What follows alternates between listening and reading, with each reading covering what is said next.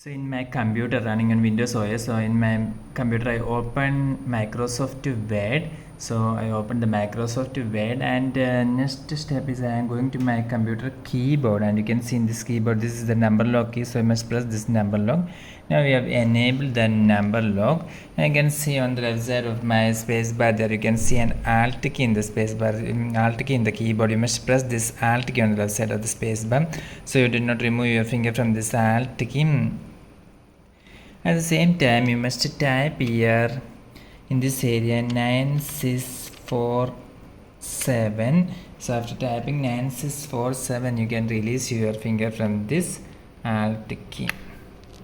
So you can see that a vertical rectangle, so a white vertical rectangle. So we have created a symbol, white vertical rectangle symbol we have created using keyboard shortcut. For more videos, you can subscribe Engineers Online. Thank you.